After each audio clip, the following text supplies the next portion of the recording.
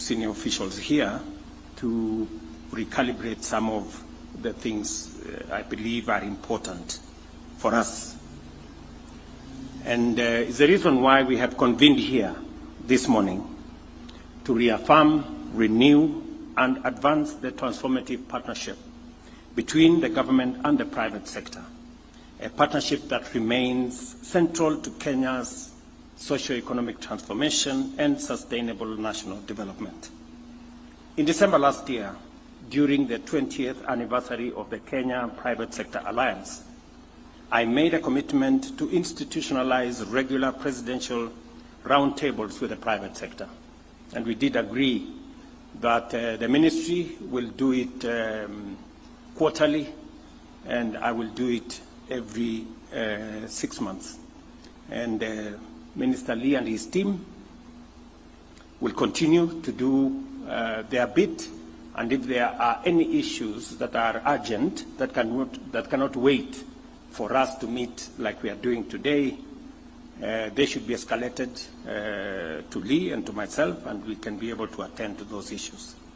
These sessions provide a platform for candid reflection, where we engage, listen, and feel the pulse of enterprise in Kenya, ensuring that our partnership continues to deliver real, tangible, and measurable outcomes for the benefit of the economy of Kenya and the people of Kenya.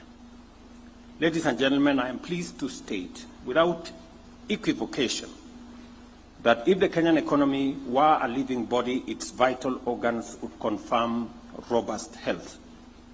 We are now ranked the 6th largest economy in Africa. Our inflation has declined significantly from 9.6% in 2002 to 4.1% last month. In fact, it was at 2.8% earlier this year. Others have risen by higher farmer incomes and enhanced food security for our country. You will remember that we have been a perennial importer of sugar. This year, we reduced our sugar importation by 70%. You also know that we've been importing even our staple food, maize. We have reduced our imports of maize by 80%. And from the look of things, we will not be importing any maize this year or even into next year, because of the interventions that we have put in place and because God has been gracious to us and we have had some rain. The Kenya shilling has stabilized at 129 shillings to the dollar over a year. Meanwhile, foreign exchange reserves have grown from $6.5 billion to $11.8 billion, equivalent to 5 months of import cover. The Nairobi Securities Exchange, a key parameter of economic confidence and investor sentiment, has recorded a robust recovery. Market capitalization at the NSC now stands at Kenya shillings 2.5 trillion, reflecting renewed investor optimism, and it's because of our policy consistency. I salute the private sector for its indispensable and facilitative role in delivering public goods and services. One such example is the Affordable Housing Program, a flagship initiative that is transforming lives and reshaping our urban landscape. It has already created 320,000 jobs across the building and construction value chains now, and we had a conversation with the industry last week, and we are ramping up the numbers of people hired in this space to 600,000 in the next 2 months. We have decided to include a new shift to be able not just to accelerate the delivery of the markets, the hostels, and the affordable houses that we are constructing in that space, but to also reduce the time that we are that is spent on delivery of units, because we already have a pipeline of 700,000 housing units where we have identified land, we've done designs, and we are rolling out the construction.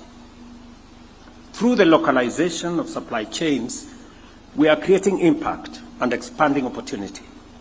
We have ring-fenced, for example, 11 billion shillings for the Juakali sector to manufacture key housing components, from doors to windows to hinges, and many fittings, stimulating grassroots enterprise, strengthening livelihoods, and anchoring economic growth in the communities that need it the most.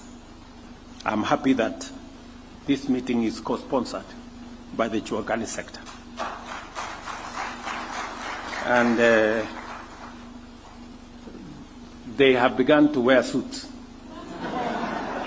And they are now telling me they are no longer Juakali. You know, they are serious people. And in fact, some of them are saying they are now corporatized. You know, they have bank accounts and they also pay taxes. The private sector equally anchors core value chains, including agriculture, which employs over 40% of Kenyans, ICT and financial services, in which Kenya leads in innovation, and of course tourism, where accommodation and food services grew by 26% in Q2 of 2024, a powerful indicator of economic rebound. You are also aware that we are expanding our conference footprint and infrastructure with the development of the Bomas of Kenya that is underway to make sure that we can do more conferencing, and we are also expanding hotel capacity in the city with the construction by the private sector of another 3 hotels at the Bomas of Kenya that will be underway shortly to make sure that Kenya becomes a truly conference destination. I take pride in the success of the Hustler Fund under the Financial Inclusion Fund, a pioneering empowerment initiative. In just under 3 years, it has disbursed over 72 billion to 26 million Kenyans, mobilized over Kenya shillings 5 billion in savings, and provided vital working capital to millions of micro-entrepreneurs, proving that even the smallest businesses can thrive with the right support. Our critics, the naysayers, the perpetual pessimists, and the chorus that never sees anything working in Kenya would have you believe that the Hustler Fund is a failure, as it is indicated in today's newspapers. They say this because they either do not understand or refuse to acknowledge the daily realities of millions of Kenyans this fund was designed to empower. Let me give you a background to the Hustler Fund. As a member of Parliament, from my home to Eldoret town, there is a place called Mailitisa. And in this Mailitisa, people sell wares, roast maize, bananas, fruits, many things. And there is a fellow who comes there with 10,000 shillings. He lends somebody in the morning 100 shillings and waits for him in the evening. You have to pay 100 shillings plus 10% in the evening. 500 shillings, you pay him 10% with the 500 shillings in the evening. And that good man, sometimes called Shylock, does this on a daily basis. So there are Kenyans who pay 10% interest daily. What does that translate to in a year? You will calculate the numbers, right? So, why we rolled out the Hustler Fund? was for three fundamental reasons. And that is why we called it the Financial Inclusion Fund. It was not supposed to compete with banks. It wasn't meant to replace credit in banks. It was meant to correct a market failure, that there are people who banks and financial lenders cannot touch even with the longest pole that you can find. But they exist. They are not included in the financial system, and they need support. So we rolled out the Hustler Fund to attend and to include these micro entrepreneurs. You know, people who sit in offices that have air condition, speaking from Nairobi, in posh hotels, don't think 500 shillings matters to anybody, because they don't understand the hassles of small people. They don't understand what goes on in real Kenya, down there, where 500 shillings can make somebody earn a living, be able to put food on their table, and be able to go about their businesses. So, what has the Hustler Fund achieved? We had three reasons why we rolled out the Hustler Fund. It was supposed to correct a market failure, which we did. We have removed 7 million Kenyans who were blacklisted in CRBs as a first step. We have now data of 26 million Kenyans. An exercise that would take, research, capacity building, those people called consultants. It would cost millions of shillings, hundreds of millions, to try and put this together. We have data on the credit behavior of 26 million Kenyans. We have 2 million Kenyans who wake up every morning to borrow money from the Hustler Fund. You should look at the dashboard of the Hustler Fund to know what is going on. We have now 650,000 Kenyans whose credit behavior has enabled them to progress into what we are calling bridge loan.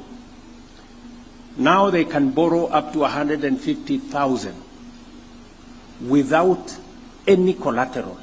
The only collateral they have is their credit behavior, how they have behaved over the last 1 year. And my intention was to create another collateral system away from the traditional collateral of having a logbook or having a title deed or having an asset. Today, under the Hustler Fund, your credit behavior becomes your collateral. It becomes what licenses you to borrow the next bigger amount of money. 650,000 Kenyans are now in the bridge category. We have credit rating history of 26 million Kenyans. And we now have institutionalized another credit, another collateral mechanism that is not a title deed, that is not a logbook, but your credit ratings is what enables you to access. And for your information, banks now are beginning to absorb the people who have come through the Hustler Fund, because the banks can now look at their credit rating records and know that these are good borrowers. They may not have a title deed, they may not have a logbook, but they are good borrowers and they are well-behaved business people. So I want to persuade my good friends, the people who talk from Nairobi. They talk to us from posh hotels. They have money from this NGO and that NGO and the other one. Please, there are Kenyans who today have a mechanism for them to borrow money. And for your information, these small people who borrow 1,000, 2,000, 5,000, 10,000, they have mobilized 5 billion shillings in savings over the last 3 years. 5 billion shillings in savings. There are people who would have wanted to save 20, 30, 40, 50 shillings a day. They did not have a mechanism on where to save without going into a place where their money could be lost. Now they have a mechanism under Hustler Fund that has the backstopping of the government of Kenya. They know their money is safe. And if they have mobilized 5 billion shillings in savings, micro, very small enterprise people who borrow 100, 500, 1,000 shillings, they do not deserve the condemnation that I see being leveled against them by some of the people in this space. To some of our friends, a micro loan of 1,000 seems too small to matter to anybody. But that is only because they have never walked in the shoes of those who were left at the margins of our society for far too long.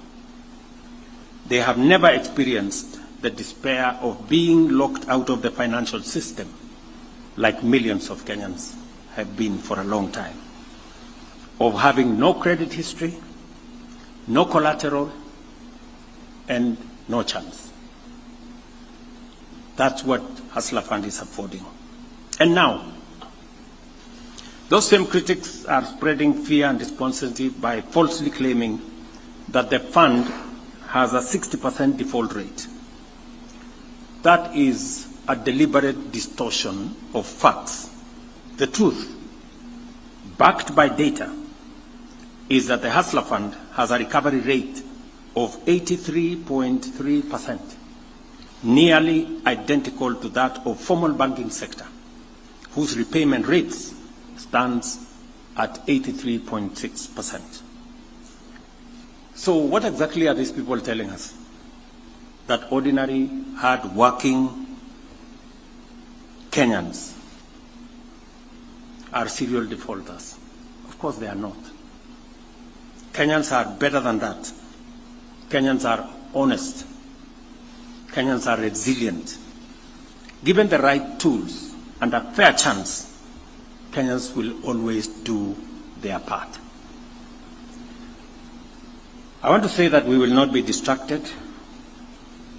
Those who, when facts do not serve their agenda, resort to fabricating narratives to prop up their falsehood.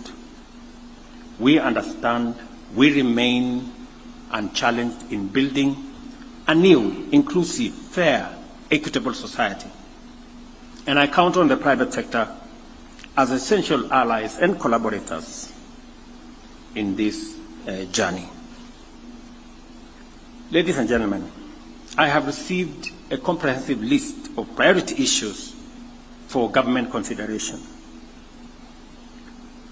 But I want to hear it from you in person. I want you to tell me what is working because there are many things that are working.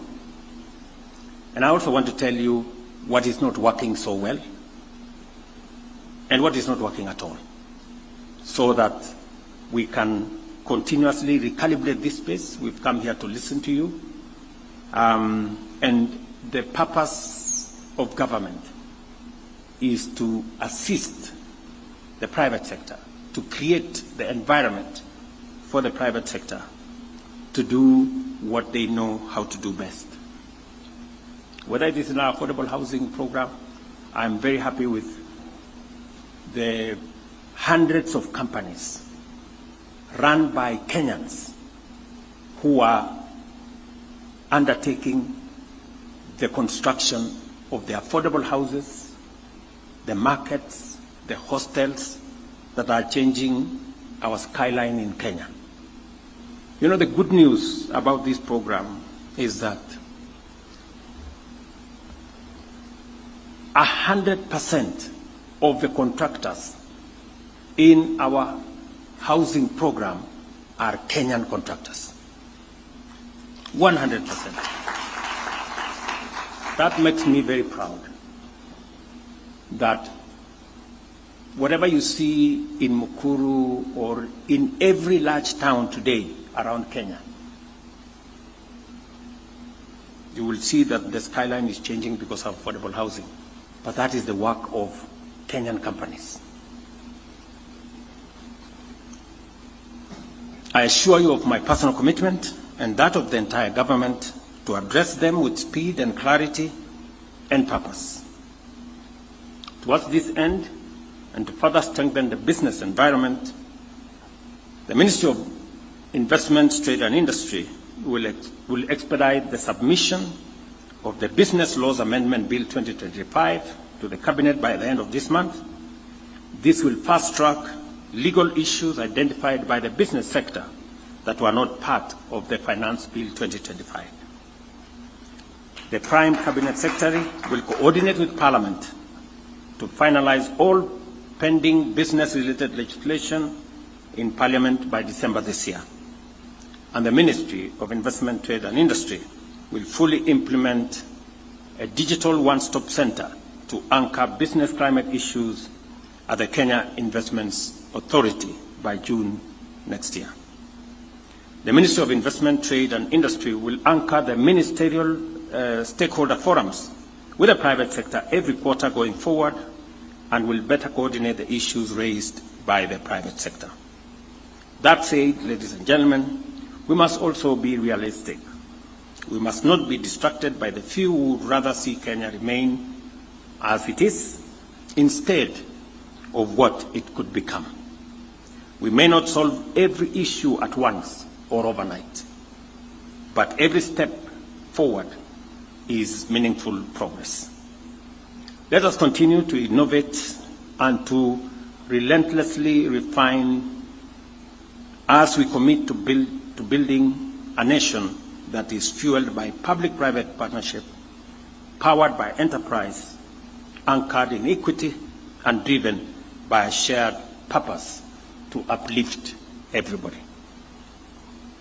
We will continue to engage with you and look at what other interventions that are necessary. Let me stop here because it was not my intention to make a speech. My intention today was to come and listen to what you have to say.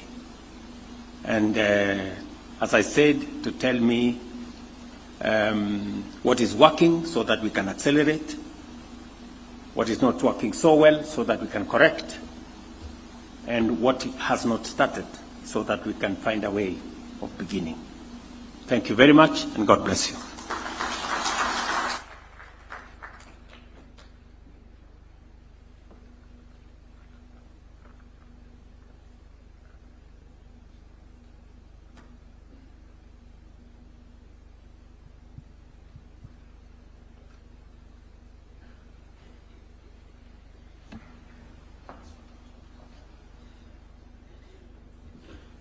Thank you, Excellency, for those candid comments, and allow me to take this opportunity now to usher us to the next stage, where I will invite the CEO of KEPSA, Caro, to kindly come and make a few comments, and then we move to the next session. This is your day. Thank you.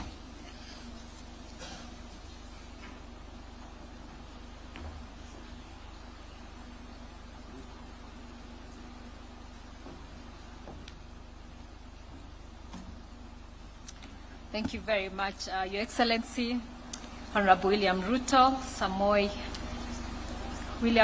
Ruto, the President of Kenya, all protocols observed, and all the captains of industry, government officials, stand on the protocols that had been mentioned earlier. And I just want to say karibuni on behalf of the ministry partnership that we've worked together to put this together. As the President said in the morning, this is a bit different from our issue roundtables. And I know the next one will go back and resume back to how we have met and continue to do that. But as we move to the next session, which is the dialogue session, as much we've tried to see how we can still have dialogue, so we'll make it like more of a fireside chat. And we'll focus on two areas. One, the progress report. And as the President said, sometimes I think we are caught up in a lot of what's not working, we forget what's working. And I think today there will be some good news, because in the last 4 roundtables that we had, the President last year focused on areas like tourism and labor, manufacturing, ICT, financial services, and agriculture sectors. We had 8 of 66 issues that were presented, and we got 76 commitments out of those 68 issues. 19 have been completed, 57 are in progress and good progress, and we'll be mentioning that, which is and then only 4 will require your intervention, Your Excellency, in the sense we need to give a commitment, because we didn't get to the commitment stage in those 4, and that's what we'll be going into in the fireside chat as I go through that. But then there are sectors that we didn't go through, and that's health, energy, education, infrastructure, and land, and I hope the next roundtable in State House will be covering that. Then today we'll focus on trade. And it's an interesting time, and I'll call the chair to really mention on that. And really, it's because there's a new world trade order in town. And so we have to organize ourselves in a certain way if we're going to be competitive. And so that's why we are focused today. So where the partners you see, the associations you see down here who are members of KEPSA, are the ones who came together and said, what are the areas that we can look at trade that will make us competitive? KEPSA has 134 associations, giving us a reach of over 2 million businesses, and we hope once a year, beyond the roundtables, Your Excellency, at the end of every year, you can have a chance to meet representatives for all these associations and businesses, so that we can look back and say, what have we achieved in the year? And we can be the ambassadors to the rest of the country of what we are doing as a country, because we are stakeholders, we are partners with government. So I really emphasize that apart from the 2 roundtables, that the last roundtable at the end of the year will be a meeting of only progress with the whole business community. And then we're so very grateful for reestablishing again the ministerial stakeholder forums. And I know some of the ministers we worked with very closely, like the Minister of Transport, who's here, Davis Chilchi, remembers those ministerial stakeholder forums and the things we were able to achieve. And so I'm so grateful, and hope every ministry will now meet regularly on this ministerial stakeholder forum, so that by the time we are coming to you, it's very key issues that are national, regional, and international that we need to resolve together, and not the everyday issues of VAT refunds and energy is not working for manufacturers, for tourism, for retailers, and all that. So with those few remarks, I would really want to ask that Your Excellency and the CS, you'd come to stage. We'll sit here, we'll go through the issues, and then I will ask the key people from these partners of trade associations and the ones that worked on the trade issues. Then they'll ask the different questions and recommendations, and we can have a dialogue on that. So that's where we're going to start, and then I'll call the chair once we finish with the progress report.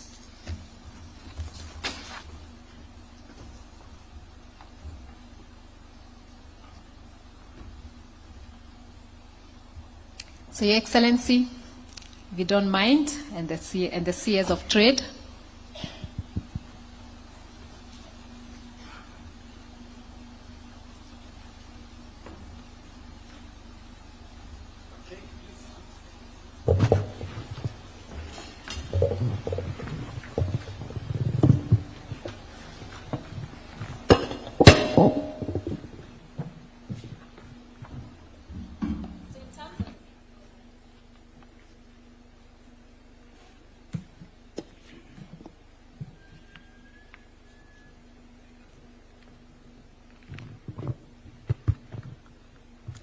So in terms of progress report, in tourism and labor, and I'll go very quickly so that we save time and go to the 9 issues of trade today. We had one of the issues was trade beach boys at the beach. And in terms of progress, I'll not go into what was committed because I'll just go straight to the progress. The record of conduct for beach operators is being finalized, and the beach traders have been encouraged to form cooperatives for self-regulation and funding. So that's in progress, Your Excellency. And the things on in progress, if there's anything, Your Excellency, you'd like to add in terms of commitment, then we can do that. The other one was keeping parks as premium product, and I know you challenged us about Masai Mara, and industry players are working with KWS on the minimum conditions for licensing so that we keep it as a premium. M-Pesa payments that need to be paid directly to the pay bill 222 without having to log into eCitizen, that was done. And then allowing the Turkish airline to access Mombasa and Eastern Europe, the application was done, and so that's done. So that the Istanbul, Nairobi daily flights are now going to start happening for Qatar Airways application for direct flights Doha, Mombasa is in progress. An MOU was signed between KQ and Qatar Airways for code sharing and launch of the direct flights. The other one was consideration of waiving electronic travel authorization in progress. On 31st January, the Cabinet waived the ETA requirement for all African citizens, and multi-entry ETA and expedited processing have been operationalized. Pending bills, the tourism sector, like many other sectors, has a lot of pending bills, and that's in progress. So that we don't come back to them, I think Davies here has a progress report on flights, the flights that I think the industry wanted us to provide more additional capacity, give more airlines opportunity to carry especially cargo out of Kenya, because I think the cost of cargo was uncompetitive. Is that what was the issue? So Davis, we have made some progress. Can Davis report to us some progress on that? Thank you, Your Excellency. Like has been mentioned with Turkish Airline and Qatar Airline, Your Excellency, we've done some significant work, including what has been mentioned with respect to signing code sharing.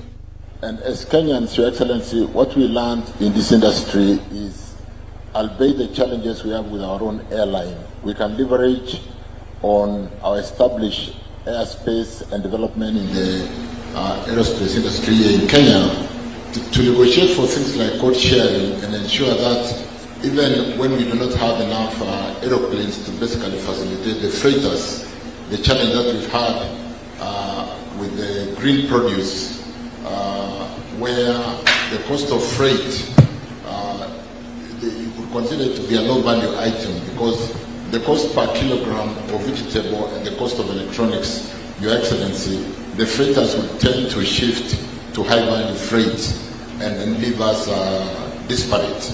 So inside of the code sharing and some of the things we are doing with Kenya Airways to leverage on the Kenya advantage would be to ensure that we take advantage of the fact that whereas we have bilateral air transport agreements, and whereas we may not have equipment to basically reciprocate the kind of frequencies that we would actually demand of other airlines, we are now negotiating on code sharing, and therefore being able to leverage on our own advantage and ensure that we push for advantage for our local market. And so we are doing a lot of work, even as we speak today, with Fly Dubai, with the Emirates, so that as we allow more frequencies, we ensure that we address the challenges that we have in the freighters, and therefore be able to uptake most of our green produce, albeit the challenge of the value of green produce vis-a-vis the high-value electronics, where freighters tend to migrate when the freight volumes are of significant value around Christmas time in other markets. So a lot of work has been... Davis, can you speak specifically to how many extra flights are there now? I think we have 3 or 4 or 5 extra flights, one to Gatwick, which we approved, and I was there in London when it met the inaugural flight. We have other flights that have been allowed to ease the burden of exports from Kenya, or exporters. Thank you, Your Excellency. With specifics to BA, they did apply for frequencies into Nairobi from Heathrow, and we allowed them 3 additional frequencies. We have 3 additional frequencies per week into Gatwick, and within these frequencies, we basically really drilling down to take advantage of the challenge, like I said, where we don't have enough equipment. Like has been mentioned by Carol, we now have the frequencies into Istanbul by Turkish Airlines, and of course the code sharing work that we are doing. You know, Your Excellency, what it means is that we can actually sell airline tickets on KQ and you can fly Qatar. And therefore we are saying you don't necessarily, as a country with very developed airspace or aerospace, you don't necessarily need to have enough equipment to overtake the number of passengers or the freighters that we need. We could actually sell tickets and fly on an airline that we share, that we have code sharing. And therefore, ground handling issues, where we could be handling, doing ground handling for Emirates, for Fly Dubai, for all these other airlines, and therefore be able to build our own industry as we continue to collaborate, albeit the BASA requirements. So, Your Excellency, a lot of work is happening in that space. We have a meeting tomorrow, just to finish, between the Minister for Tourism, the Minister for Trade, and the Minister for Agriculture, to also look at what are we losing sometimes when we don't quite give frequencies that have been requested of us as a country to other airlines, because we could be seen to be overprotecting KQ, Kenya Airways, without due consideration for the tourism sector, the trade, and the agricultural sector, fresh produce.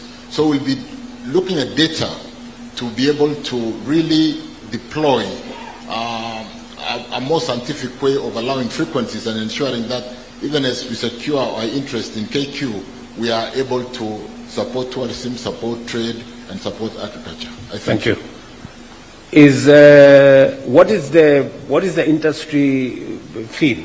What are we doing enough? Are we not? What does the industry think? The chair of Kenya Tourism Federation is right there. Okay. The chair. Then the Flower Council is also here. Then the Flower Council can give us some feedback. Morning, everyone. I would like to read the protocols, Mr. President. Our concern, I'm happy that my CS is here. Our concern mostly is to implore the government to open frequencies into Mombasa. You will not grow tourism in Mombasa if you don't allow direct charters into Mombasa to boost on the numbers. As we see today, I think we have 3 charters already working.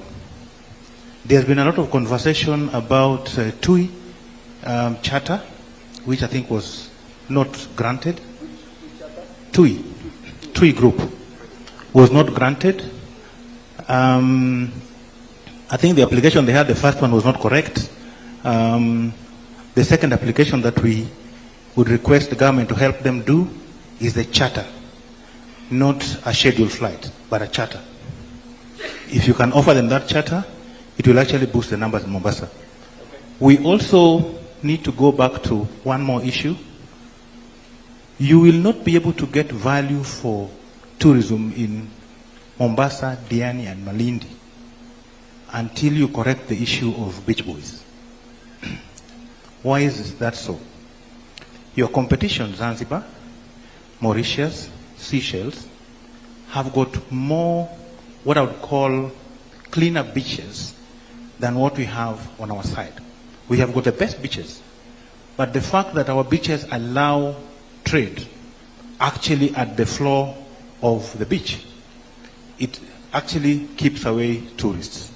So we are really, really requesting that we go back to the issue of beach boys, figure out if we can have a common market away from the beach line, move them there, and allow the hotels to now upgrade their beaches to be able to attract higher markets. Thank you. Thank you, sir.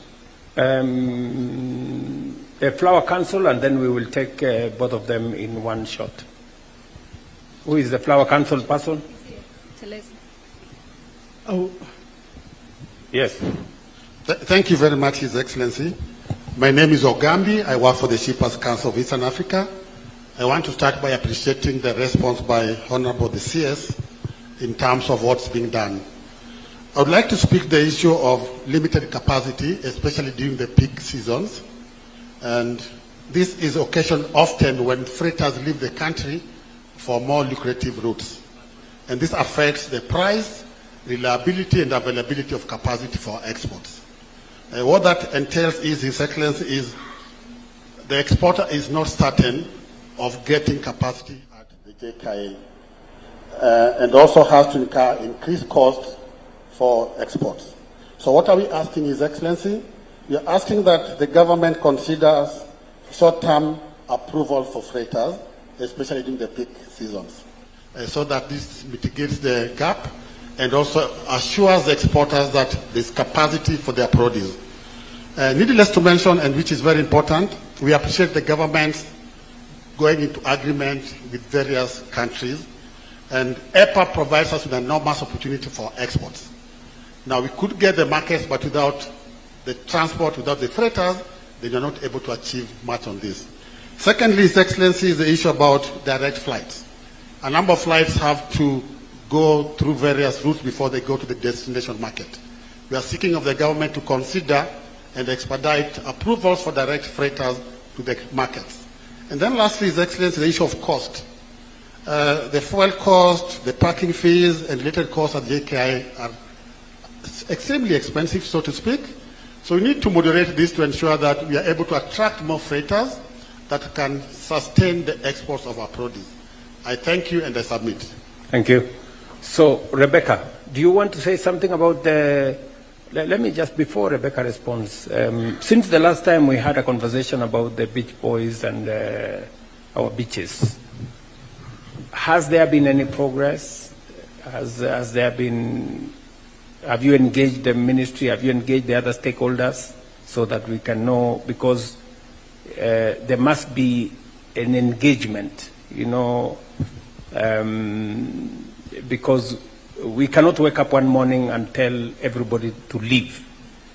We need to have a structured way of doing this. Do you have any suggestions on how this can be done so that we can work together towards doing this? We don't mind, even if we have to build markets. You know, we have a whole program of building markets.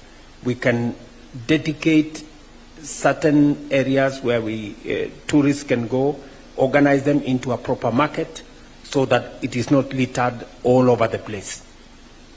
I do know for a fact that we've spoken to the county government officials. I start with Mombasa, and if you check with Mombasa County, there's a piece of land that already bought during the Balala's tenure, and that land is actually government land in your hands that was meant to move beach boys to that as a market area. The problem is that after the land was bought, it was never developed. So that land is sitting there idle. So if you check with the team, they'll tell you where the land is. We've spoken both to Kwale County on the same issue. Kwale has the problem they have that they don't have an allocated space to take them.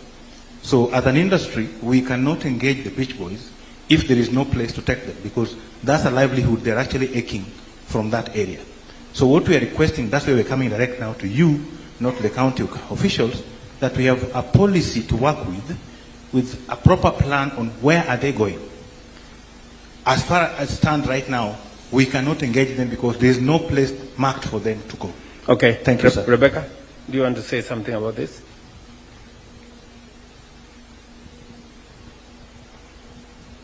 Thank you, Your Excellency. On the matter of the beach boys, I want to confirm that we were in Mombasa 3 weeks ago with the private sector. The progress that has been made, the county assembly now has a bill that has been tabled. That is the beach management bill, and the code of conduct has been drafted, and therefore on the legislative side, progress is very good. In terms of then a marketplace, it is true that there is a piece of land. We are working with the private sector, and we are working with Mombasa County, the tourism police unit, to sort out some encroachment. I also confirm that we have some money in the budget to sort out, including the lighting for the evening. And as has been reported, there is a proposal to organize the traders there, the beach boys, into cooperatives and organized entities so that we can sort out this matter. But a lot of weightlifting is with the Mombasa County government, but we are working together with the county government. Okay. I hope you understand that there is need for collaboration between the national and the county governments. There is demonstrable progress because I think they also realize the importance of organizing the beach people into organized groups that we can support. Maybe what I can offer is if there are any challenges with resources to put up decent places for the beach people to carry out their business, between Rebecca and her colleague Alice Wahome, they should be able to find the resources to do a beach market for them. And we can do that as of immediate. We will then take some homework so that we can accelerate the work that is being done by the county government, so that it's not just in Mombasa. We can do the same with Kwale, we can do the same with Kilifi, and see how we can better organize that space. And so maybe in our December engagement, we should be able to give these good people some progress report. I would also suggest that the hoteliers in that industry should not fold their hands. You know, that is your ecosystem. There is a lot of social engineering that you can do with the beach boys. There is a lot that you can engage with them so that it is not us versus them. We need to find a way that we bring them on board so that they become part of the solution rather than, you know, a confrontation. I would suggest that we do that, and I will take it up with the counties responsible, with the governors, so that we can see what we can do. But Rebecca will take up that, and let's report some progress before the end of this year. Davis, do you want to speak to the issues that were raised? They have asked basically three things. They have said that there is a TUI fellow charter. What are we doing about charters? You know, that's number one. We need to speak directly to charters. Number two, is it possible for us to have short-term, you know, approvals during the peak season, so that we can have enough space and enough carriage capacity for our products into the market destinations? And then number three, is it true that maybe the fees that are charged are higher than other destinations? Can you maybe speak to those three things? Thank you, Your Excellency. TUI applied for to come in as a charter. TUI is a flight out of Netherlands, Your Excellency, and we did allow them as a charter. But I think by the time they finished the schedules they had applied for under the charter, they continued to fly in at that time without due approvals. And we then stopped them because if they wanted to do scheduled flights, they needed to do that kind of application. And so we don't have a problem with TUI. We have since regularized we then regularized their charter.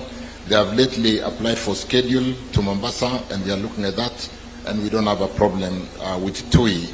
But like I said earlier, Your Excellency, and like I reported to you about 2 weeks ago, we've had a few meetings with my colleagues from trade, Lee, of course, Kagwe, Rebecca, and myself, with the industry, to basically, with Kenya Airways, to basically confirm when we are giving out schedules, do we take advantage of our competitiveness, and therefore, when tourism is pushing us to allow a charter, are we taking advantage only of tourism, equally taking advantage of freights, because a number of the flights they bring in will have enough belly bottom to be able to freight out some of the green produce.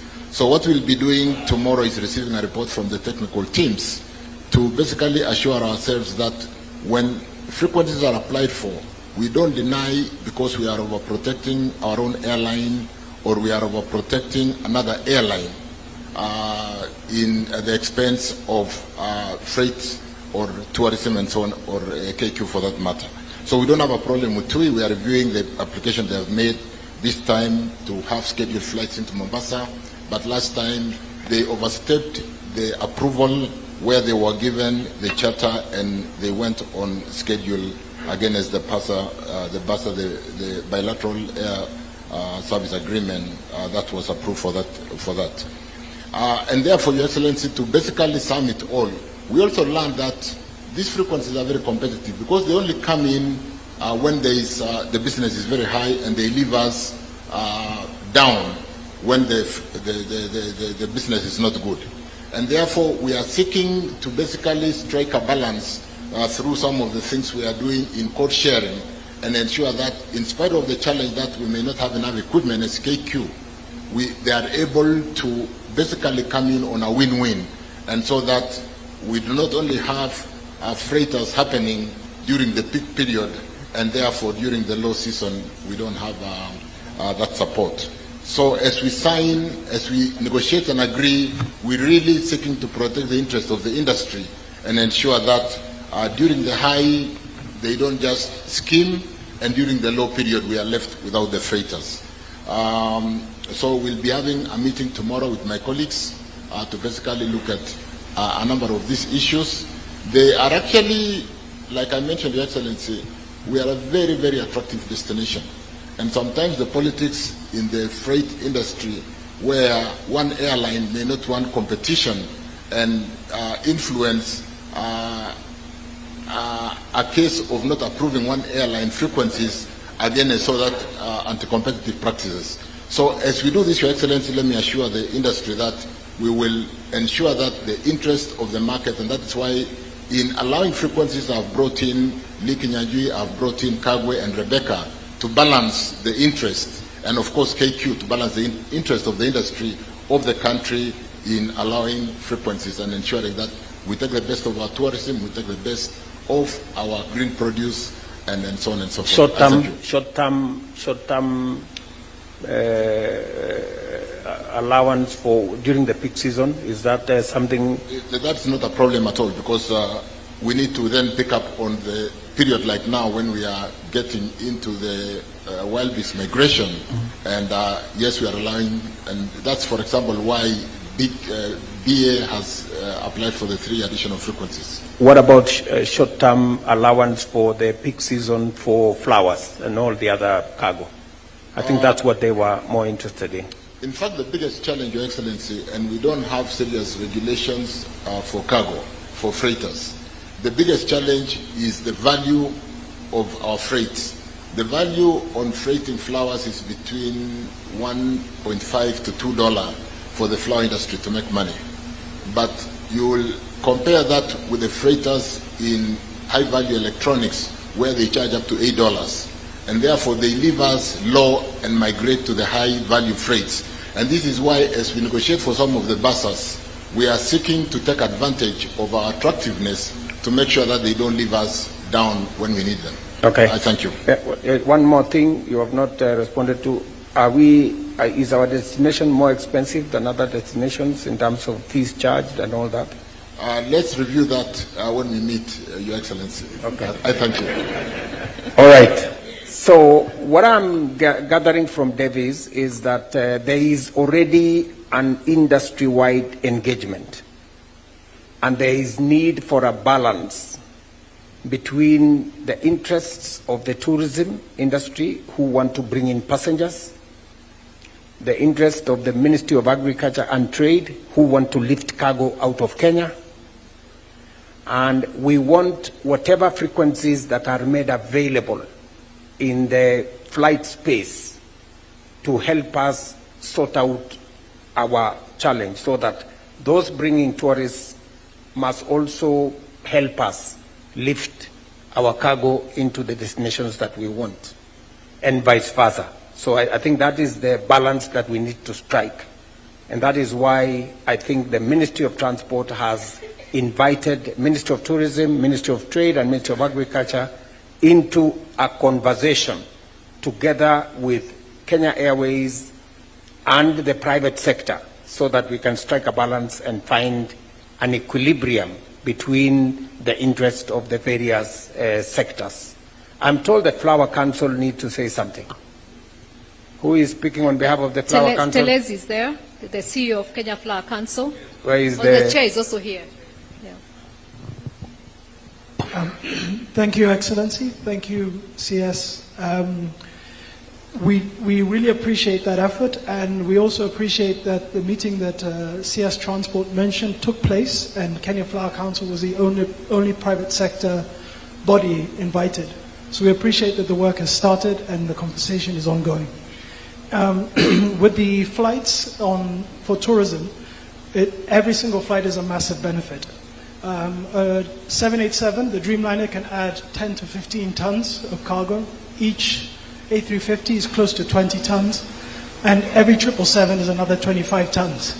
So every single effort on tourism helps us as an industry, and we also help those airlines make those flights viable commercially by filling them. So we really appreciate that effort, and we hope we can continue to work with the government. So in short, you are saying you support the effort to try and synergize what the frequencies we do in tourism, that they should be able to help us also lift cargo out of Kenya. And you think that engagement is correct? Okay, David, so proceed, and please involve the industry as much as you can.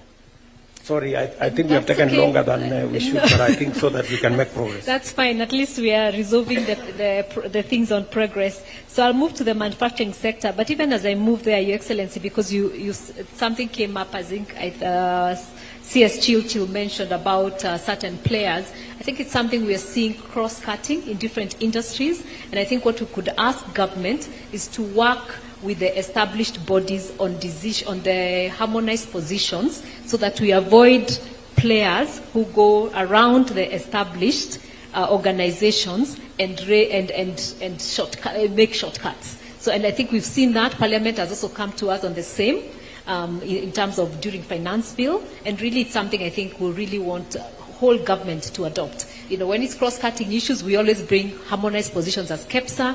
When it's sectoral issues, the sectors do bring harmonized issues as sectors. So we just had to avoid the individual ones, because they really mess even for government when that happens. So I really wanted to just mention that. So when we move to the manufacturing issues in terms of progress, the ones that were discussed, the first one was unpredictable tax regime. What has been done, the tax administration taxation issue has been resolved through the tax amendment laws. in December 2024. I think what's really in progress, and I would like to see it fast-tracked, is adoption of the national taxation policy. And if that one is adopted, I think it will start resolving that issue. The other one that is in progress around that is that there was a follow-up meeting with the manufacturers to assess the status of the implementation of this on 27th June, and so we really would like to see that moving faster. The second one is the distribution fees and branding fees across counties. What has been progressed so far, KEPSA was involved in the formulation of the regulations to operationalize the County Licensing Uniform Procedures Act 2024. And then also what is in progress is the county regulatory toolkit is being developed. This is being strengthened to include national regulatory requirements. So that we've done, we've engaged. I think it's just now the finalization and adoption so that we can see harmonization of the distribution fees and the branding fees. At the regulations that were involved in were in the County Licensing Procedures Act by the Senate. Yeah, so that we've done that. Then the other issue was the hindrance in installation of other power source for industry. We got involved as KEPSA in the formulation of, again, the same act. And what we need resolution from this PRT is the Energy Net Metering Regulation 2024 do not cover installation exceeding 1 megawatt, and therefore lacks provision for streamlining or setting timelines for the approval process for large-scale industrial self-generation systems. I think we only approved up to 1. We didn't look at the big ones. So I think that's what we'll need resolution in this. But that other one was done, and we really appreciate that. Then on the same, we had the low uptake of time of use tariff due to stringent conditions set. What is in progress is the EPRA agreed to review the tariffs with a new tariff to be published in 2026. The review process commenced in 2025, and we're involved in that. The other issue around manufacturing, the high cost of credit and capital, and I know this we discussed. We talked about the new funding to Kenya Development Corporation to support manufacturers and SMEs, and this is done. So at least that's that's something that we'll be able to report and say how is it working, because now it's already been done.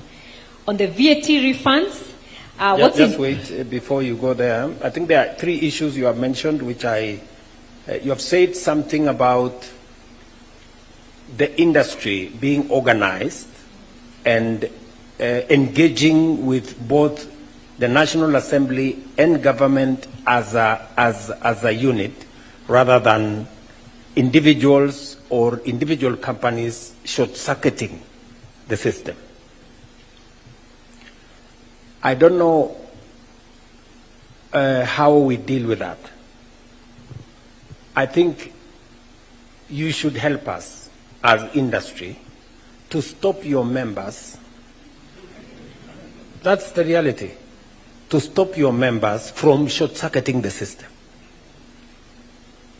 Because what happens is your members, instead of using this formal channel that we have established with industry to process the issues that the industry wants to be done, either by government through legislation or through policy or through executive intervention,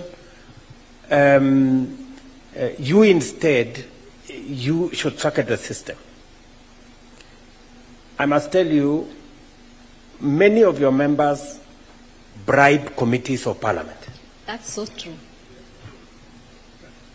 That's the reality. So, in the process, you should circuit this engagement, and we end up with legislation, policy, taxes that are skewed, that eventually distorts everything we are trying to do. So, as an industry, you should get your members to engage with government, with the executive, with the legislature, in the formal channels that we have established. Yeah? I will be having a meeting with members of parliament on this very subject. We'll be having a meeting with members of parliament in this very subject. because it is a source of concern that companies or individuals influence,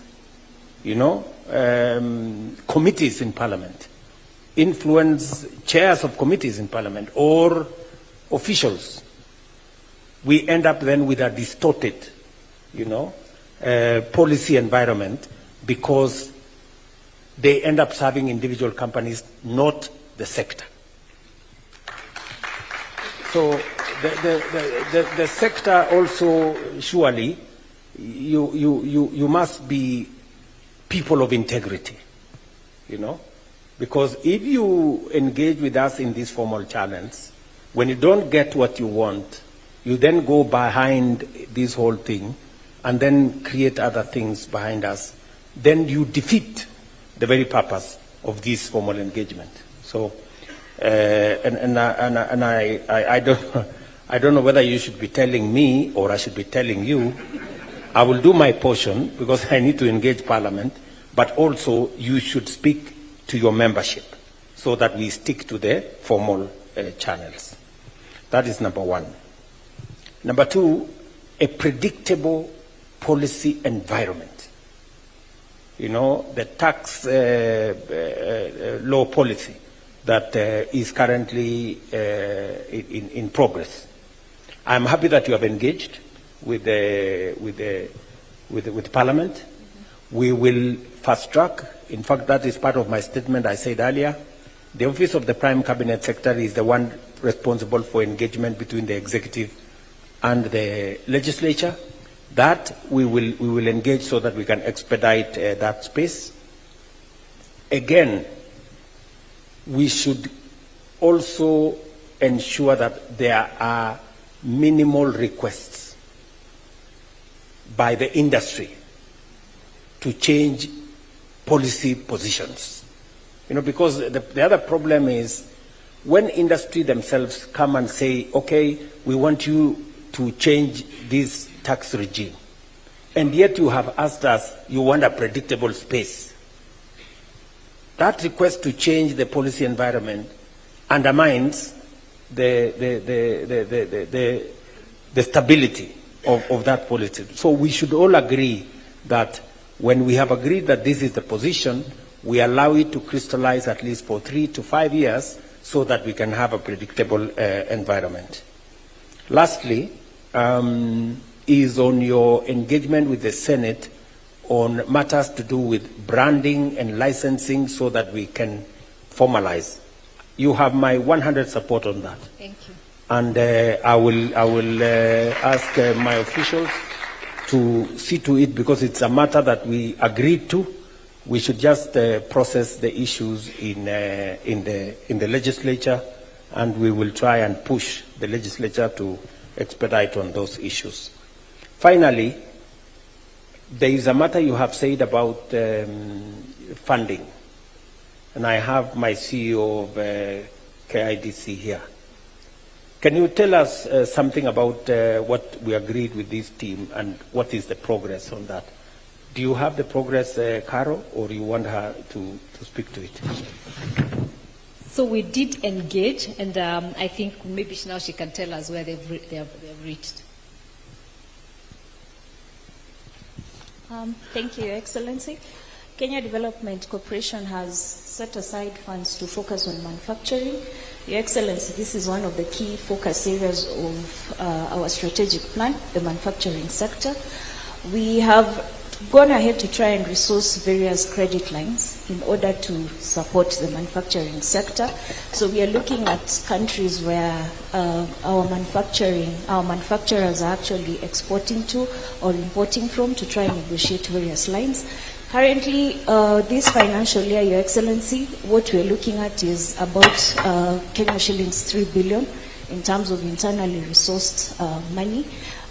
Equally, we've received about 4 billion Kenya shillings that we shall be channeling through various financial institutions to SACCOs, to microfinance institutions and tier 2 and 3 financial banks, so that they're able to support also manufacturers that are not able to directly access from us.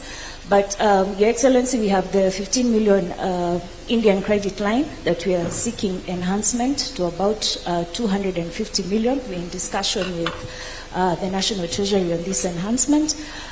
Equally, we have negotiated with Saudi Exim. We hope that we can also close on another credit line that will also support manufacturers and exporters. So that is currently what we're working on, Your Excellency. Thank you.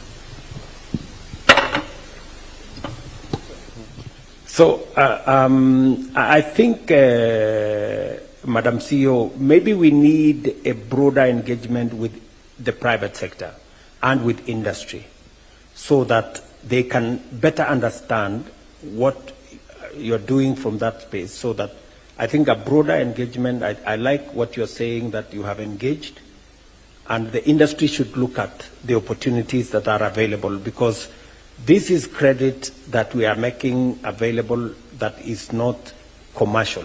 Is it commercial? It's not commercial.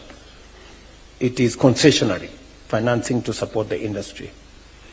I am happy to look for government resources to do more in that space, if the industry aligns with what we are doing. Apart from the resources we are getting from different development partners, we can commit our own resources as GOK through Kenya Development Corporation. We can even de-risk some of the investments that you want to do by taking a stake, even if it is 20%, and putting in our money. Do you understand that, Madam? Yes. Yeah, we should be able to do that, especially on the critical sectors that maybe industry is not very comfortable. We can put our resources, de-risk some of your investments over time, and then we can walk out when the investment is stable and the industry is comfortable. So I think, Lee, you should be able to pursue that. We can approve maybe 10, 15, 20 billion shillings into KDIC to help industry get concessional funding, but also we can de-risk some of the investments they want to make in growing our industrial capacity. Thank you. Thank you, Excellency. Thank you, Excellency. On the VAT refunds, I know earlier we had talked about one of the things was to start looking at the big exporters and see if we can also have a different system. But I must say we had asked for an offset system of any VAT refunds over 6 months, and that has been done. What is in progress, and we need a resolution in the Finance Act 2025. The refund period moved from 90 to 120 days. And that makes it a bit harder for business. So maybe we need a different resolution here to see if we can return it to 90 days, but also look at offset across different tax classes, because that is also work in progress. We've been engaging KRA. They're very happy to look at it, but because it's an issue that had come to the PRT, I thought we felt as part of progress would mention what has been done and what is in progress. On the issue of securing bilateral, multilateral... Do you know the reason why it moved from 90 to 120? Was anybody... Was there a reason? Was there a reason? Lee, did you... It was a cash flow issue.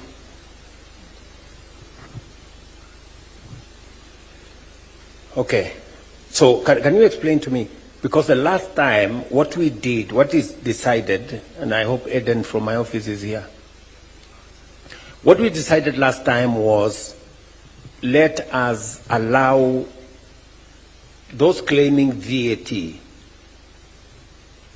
if your VAT returns hasn't been paid 6 months, and it has been agreed, it has been documented and verified, you can net off from your other taxes. Yes.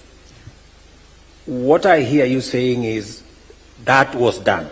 Yes. Yeah? That was done. We passed the law, and you can now do that. And there are people who are doing that. Yes. Is that correct? Yes. Now, you want us to do more. I think when we presented that... I think there was a fellow called Oliver Twist. No, what is in progress is looking at, with the tax, with the Finance Act of 2025, moving now from 90 days to 120, even for the refunds, that creates a new challenge. And we felt because we had already agreed on the other one, how do we resolve this in this meeting, because it was part of this meeting. Okay, so the gentleman from my office, let us do this. Let us, and we'll engage with Treasury to find out why this moved. And Lee, you should be able to take it up on behalf of the industry. I hear you also saying that maybe we should allow the netting of VAT from even other tax obligations. Yes, there are tax classes, because there are different tax classes. Yeah. Yes. So that is something I am willing to consider. We should be able to consider that, because I think it helps industry. So let us look at three things, you know, and we will report back in December. Number one, we allow industry to net off using other tax classes. Yes. That's number one.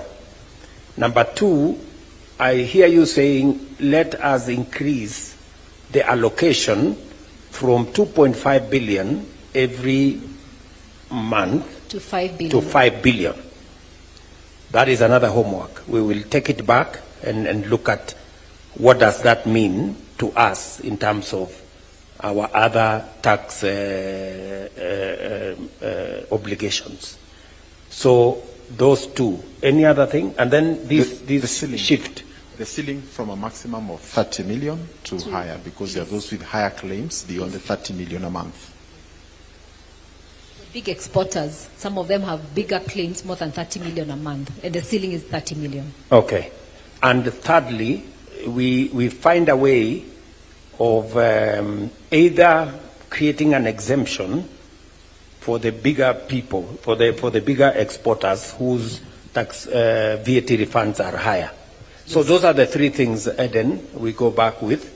We will then have Lee engage with the Treasury, and then we will come back to you in December. Okay, thank you very much. I think on that, there was also the zero rating for inputs for manufacturers of pharmaceuticals and agricultural sectors to ensure manufacturers are competitive and increase exports. So the proposals were included in the finance bill, but they were not captured in the act. So we had them included in the bill out of what had been agreed in this meeting, but then were not captured in the act. So maybe we need to look at them. How do we deal with them now that they're not in the act of the finance bill? How possible is it? It's not possible for it to be in the finance bill and not, because the act becomes, the bill becomes an act by operation of Parliament and my signature. So how did it disappear? Your Excellency, I think what Carol is alluding to is the fact that sometimes amendments do happen, and they do not take into consideration the original thinking and the intention. And I think this also goes to explain, between myself and the Minister for Finance, we had very clear proposals, drawing from them the industry. But again, when you take it there, some amendments happen that completely water down. And I think this is within the broader area you have already mentioned. Thank you. Thank you. So it's just because it was here and we had agreed with you that that's what will happen. So it was captured in the bill, but when the amendments were done. And then the other one under manufacturing was the raw materials and intermediary products used in manufacturing. So what has progressed is the tripartite agreement has been ratified, and awareness campaigns targeting private sector are underway. So that's very helpful. Then there's also alignment in domestic tax on raw materials and immediate inputs under EAC-CET. Best practices still under consideration at that level. So the next time there is that meeting, that just to ensure that we are not losing as Kenya So that's good progress in that sense.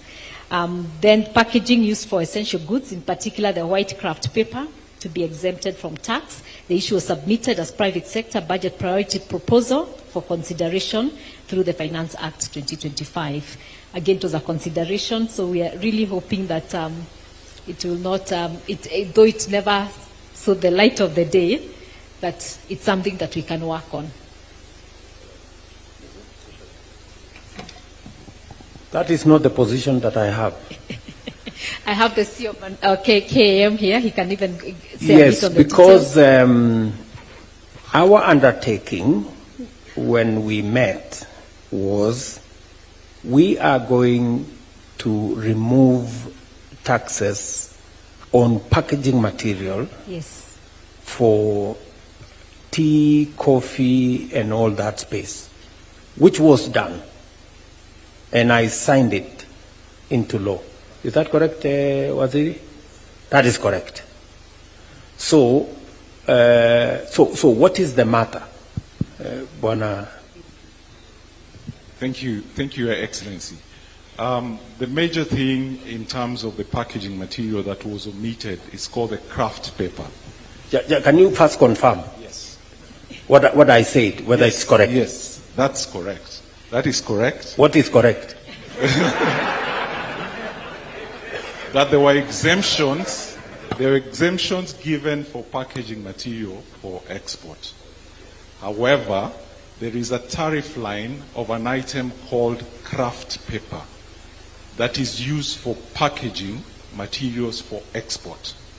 The duty on this material has been increased because there is excise duty imposed, there is export investment promotion levy of 10% imposed on this item, so it becomes very expensive. Our counterpart in the region, producing the same paper, produce it at a cheaper price. So we, who are locals, who are producing the same product, are very competitive. That is the challenge. So it's a specific, but you see, the problem with being too specific is that this could be somebody's business, and he is trying to use us to, Your Excellency, so we have to be careful. We did a national verification. Yes. With the MIT involved, National Treasury involved, to confirm that this type of material is not locally manufactured. Okay. So in that sense, it should not be imposed with the tax that was imposed. All right. So I will pick it up with Waziri here. We have done, I thought we completed the whole thing. Maybe there was a particular item that wasn't captured. Waziri here has my instructions to make sure that it is captured, and even if it means we have to do a small intervention in the interim, we can do that with the Ministry of Thank you. of Finance. Thank you, Excellency. Thank you very much. On agriculture for industry, I think one of the things that we were resolving was the issue of value chains, and especially manufacturers to support the offtake crops as sunflower, pyrethrum, potato, tomato, and rice.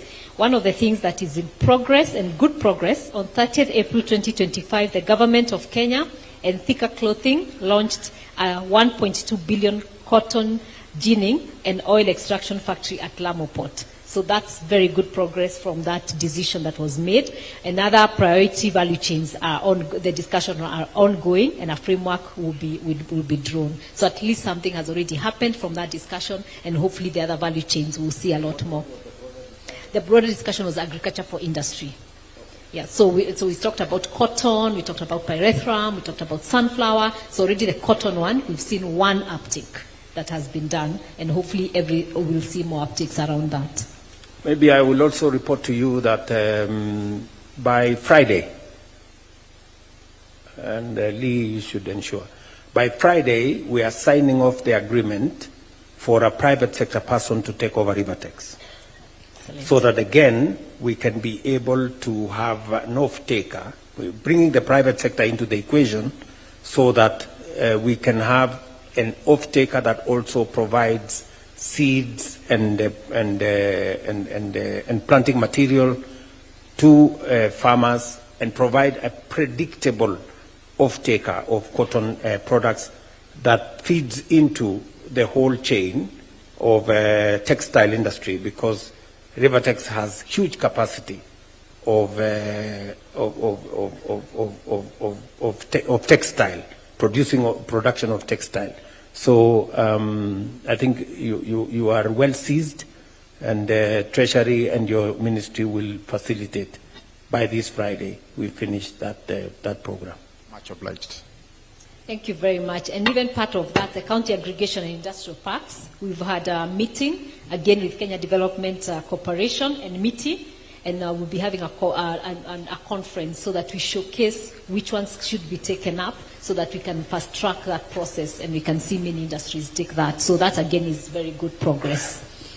On the special economic zones, I know, Your Excellency, we have discussed earlier on how really to ensure that we are not having many small ones, because then we will not fill them, and maybe work with a maximum of 4 to 5 in the country, and then maybe have industrial parks. We also appreciate the merger that was approved by Cabinet, again, as part of this conversation between SEZ and EPZ, which is, again, a reform process that is ongoing. I think part of this also in progress is the fast tracking of the food and feed safety condition bill to help facilitate shipments, so that those who are investing in the special economic zones, we can work on the export side of things. So there's progress also on that. Maybe on the county aggregation and industrial parks, and together with the special economic zones, I want to persuade industry and the private sector to tap into the opportunities that come with the expanded space in the special economic zones and the county aggregation and industrial parks. Lee here will confirm to you that I think by September, 13 county aggregation and industrial parks will be ready out of the 45.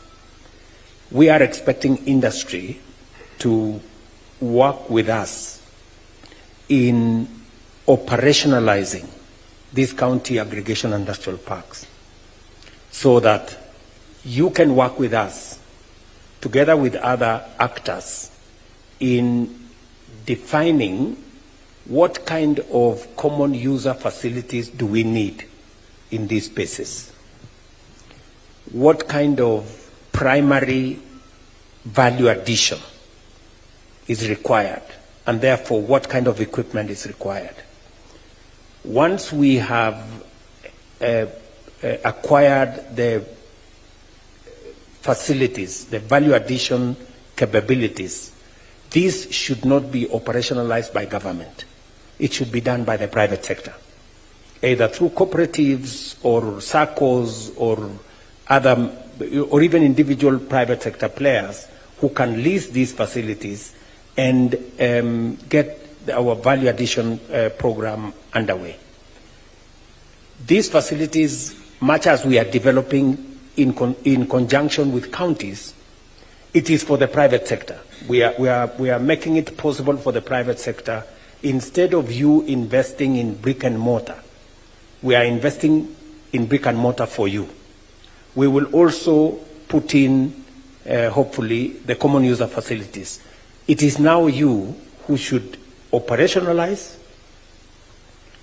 do the value addition program, and then we will work with you on finding the routes to market. Because already we are putting up 400 markets across Kenya that have cold room facilities, that have, and many of them have begun to be finalized now.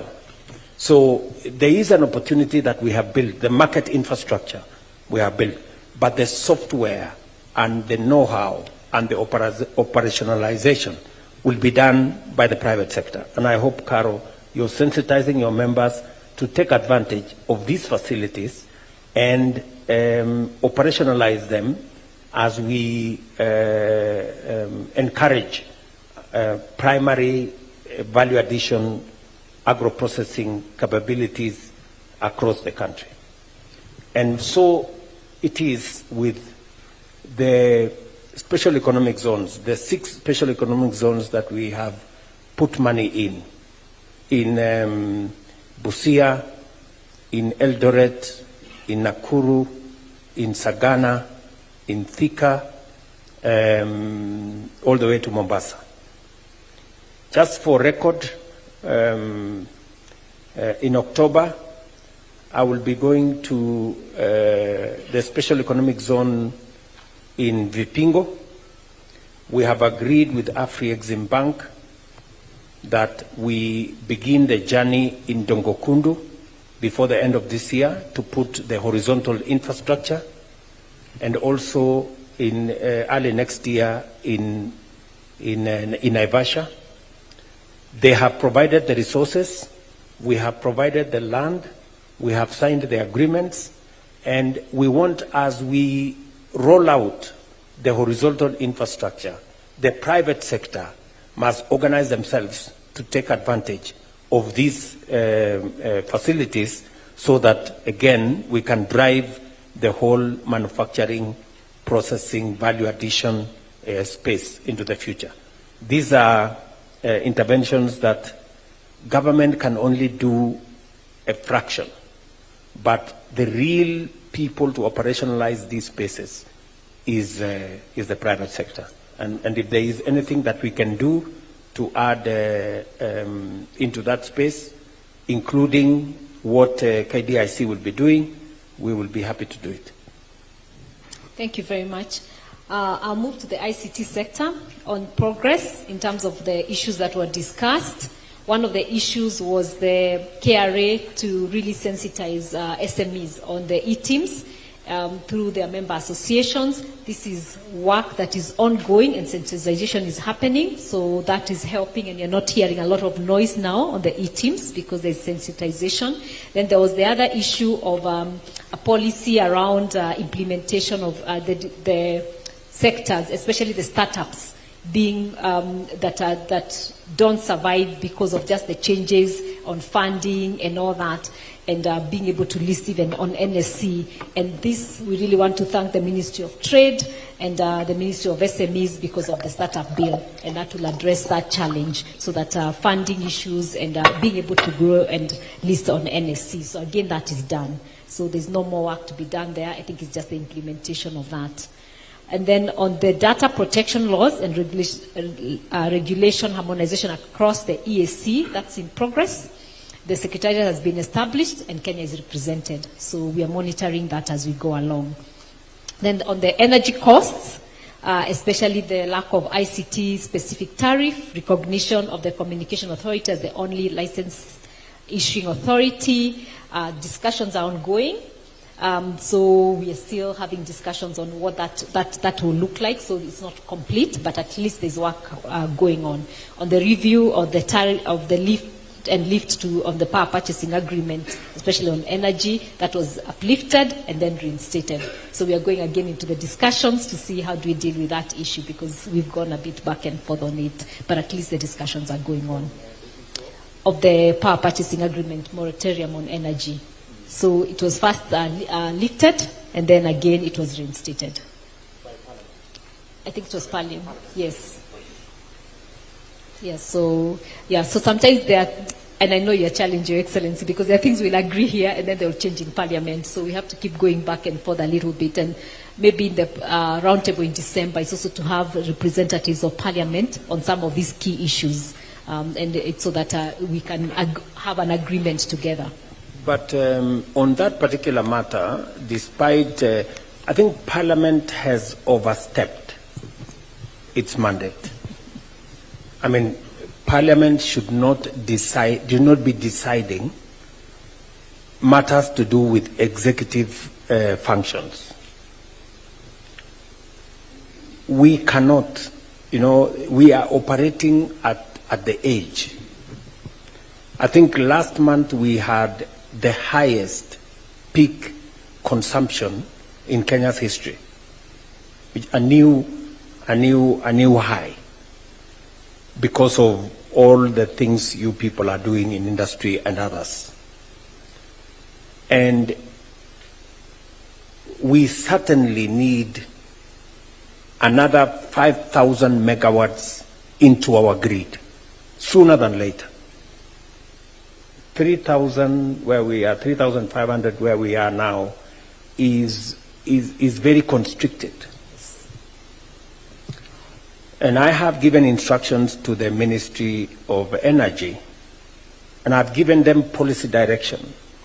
In spite of what Parliament has done, we have opened up that space for power purchase agreements, and we are already negotiating with many of the players in that section. We are also looking at other power alternatives, including nuclear energy and all the other power sources. So that conversation is going on. My direction to the Ministry of Energy is very clear, because there are industries that cannot come and set up in Kenya merely because they look at our grid, they possibly could need 1,000 megawatts and they can't find it. So they go and look for other different destinations. So we are reorganizing that space, and just give me a bit of time, and I think we will have a clearer, because by God's grace, before 2030, we should have doubled. And 2030 is not very far. Maybe, yeah, we should have doubled the grid that we have. So, and that is and we should try and do it with renewable energy as much as possible. So I think that is that. But just to give you comfort, in spite of the parliamentary things, we are clear on how that is going. Thank you very much. That's very helpful. We're also meeting them for a roundtable in October, so we'll also keep sensitizing them on the need to really not go back and forth on some of these agreements. On the issue of the high ICT power users unable to directly contract power offtake from IPPs, this, though we discussed and didn't have a resolution, what has been done, which we are very grateful about, is the Energy Electricity Market Bulk Supply and Open Access Regulations 2024 that has now legally allowed ICT companies and other high energy users to contract directly with IPPs through the power wheeling arrangements, and that's very commendable, and we're very grateful to the government on that. On counties overstepping their roles in overseeing ICT build and lack of efficiency and at times repetitive taxes for one service. So as KEPSA, we're engaging them in the formulation of the regulations operationalization, the County Licensing and Uniform Procedures Act. So hopefully once that's done, this will stop being an issue.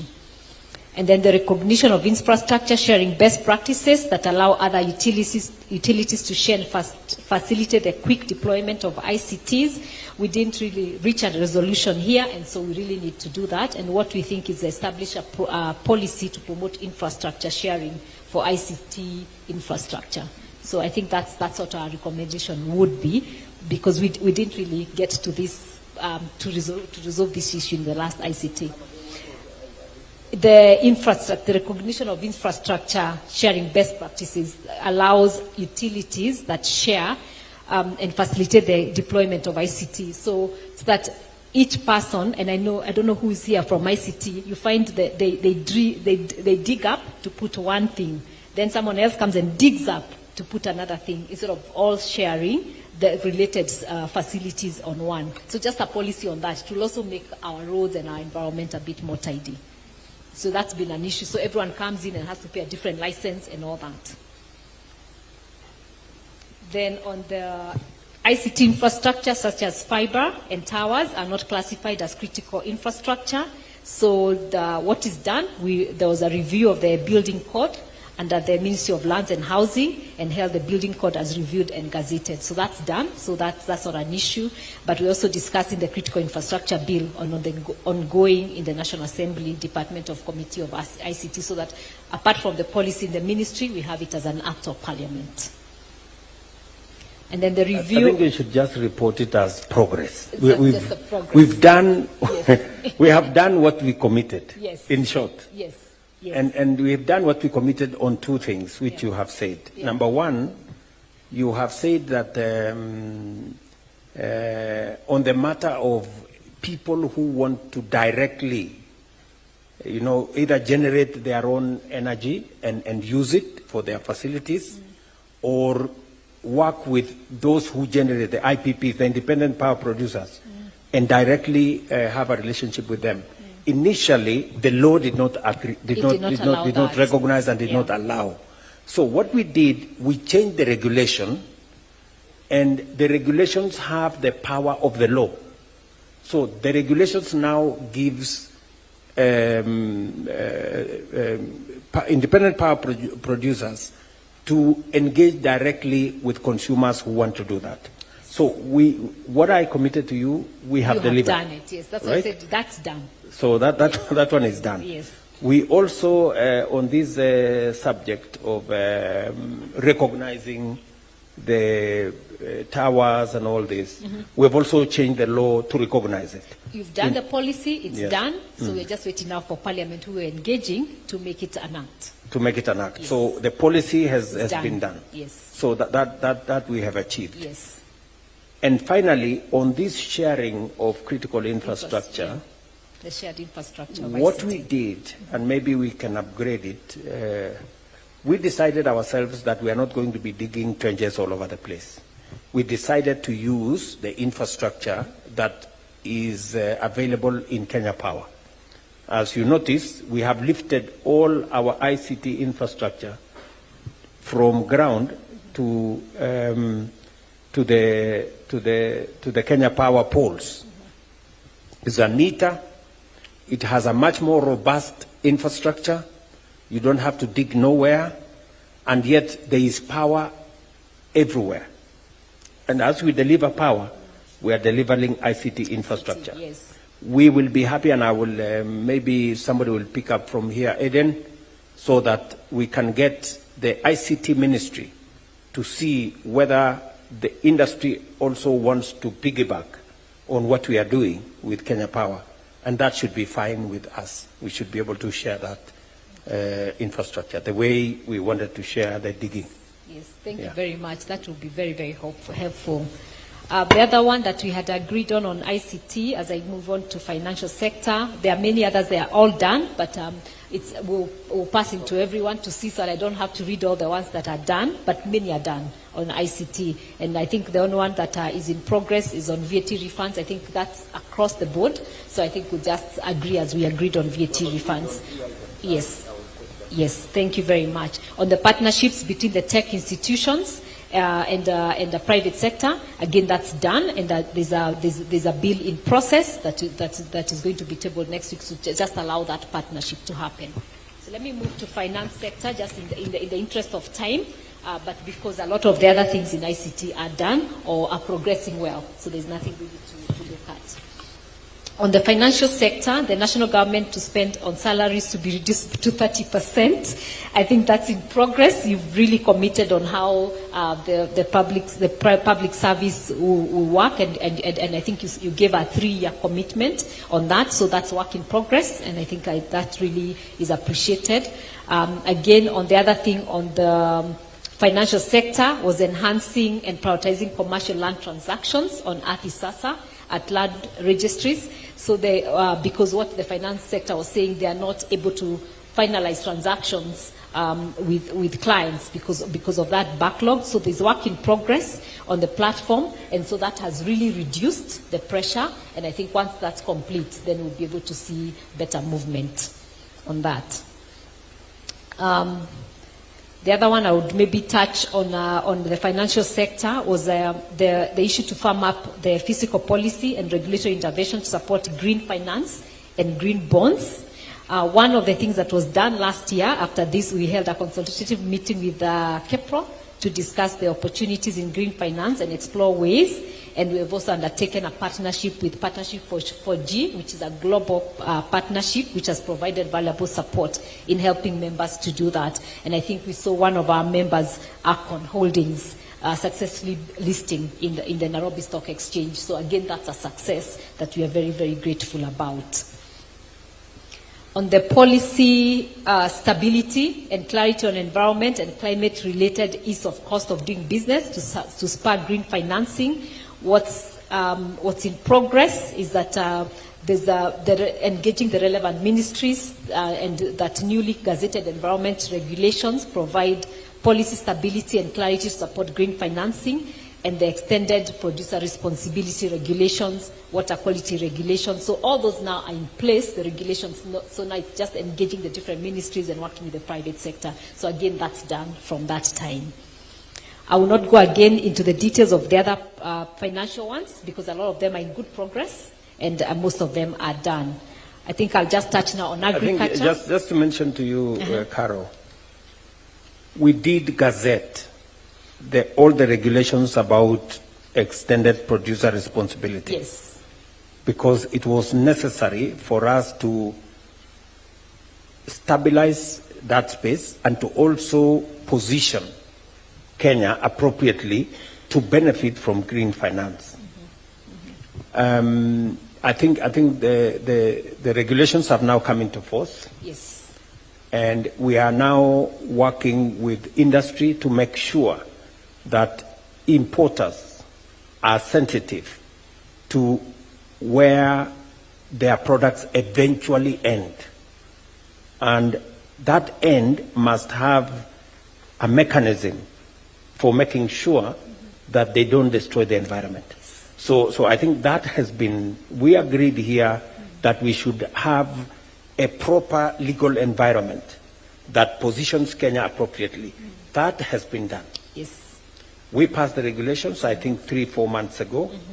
Now the NEMA is in charge, is the implementing agency, and we can credibly, position Kenya in that space as a climate-sensitive destination. What I think I would ask industry is for all of us to respect and to work with the regulations as they have been passed. We should avoid the short-circuiting, again, in that space, so that we can position the country appropriately and we can benefit from green finance, which is a big pool of resources that we can make available for not just the public, but also for the private sector to benefit from funding. So I'm happy that there was agreement, there was public participation, and there was agreement in that space. Yeah. And why I'm saying this is just to get the private sector to also begin to tap into green financing, because you can now credibly assert that Kenya is properly aligned on matters to do with green financing. And therefore, even the private sector should be able to benefit from such resources. Thank you very much. Yes, and that's why we're very grateful that all the regulations now are done. On agriculture, I'll touch a few. One of the issues that we discussed that time was the reciprocal arrangements with China, Canada, Turkey, and India, Iran for Kenya to access those markets. There were issues like tea and avocado, and we have been informed that the bilateral discussions are ongoing and focusing on enhancing trade relations and exploring these new market opportunities for Kenyan tea especially. And I know for Turkey and India, it was also the exportation of avocado and also the pricing issue. So the discussions, bilateral discussions are there, and I know, Your Excellency, you committed to talk to some of these key leaders in those countries. Lee and myself have a progress report. Thank you.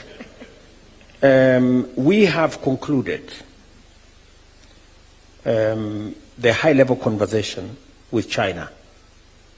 They have agreed to a reciprocal arrangement between Kenya and China. They have agreed to remove all the tariffs on our tea, on our coffee, on our avocado, and all other agricultural exports. That, I think, is a major breakthrough for us. We are now finalizing the bilateral instruments, and Lee can give us some progress report on that, so that in the next couple of months we should be able to take advantage of that huge market. It's partly why I have a bit of a problem with some of our friends, but it is what I must do for Kenya. You know, it's in the best interest of Kenya that we get into this market. Some of our friends are complaining that we are doing too much trade with China. Honestly, I mean, you know, when I sat with President Xi, I had a very candid conversation, and I told him that Kenya is importing 600 billion of products from China. Yet we are only exporting maybe 300 or 5%, according to Lee. You know, that trade imbalance is serious. And that is the reason why they have opened up their market for our agricultural products.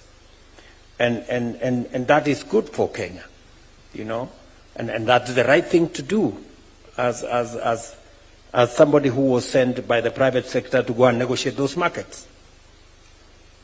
I thought you gave me instructions to go and negotiate for this one. We did. We did. And you did a good job at that. So yeah. Very great. So we are progressing conversations with India. We haven't quite had a breakthrough with India.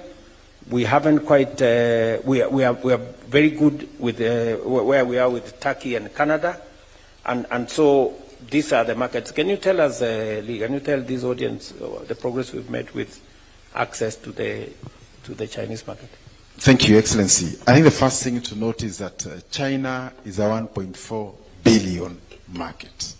Some of their smallest counties, what they call provinces, are probably 140 million people. So if you are to plug even into 1% of our tea and coffee into that market, will completely change the lives of Kenyans. And therefore, as a result of that, the head of state, President William Ruto, made a state visit, and we made it very clear. We are coming for the interests of Kenya. And following that visit, we've had 2 meetings here in Kenya, and we are now finishing the mechanics of how it will operate.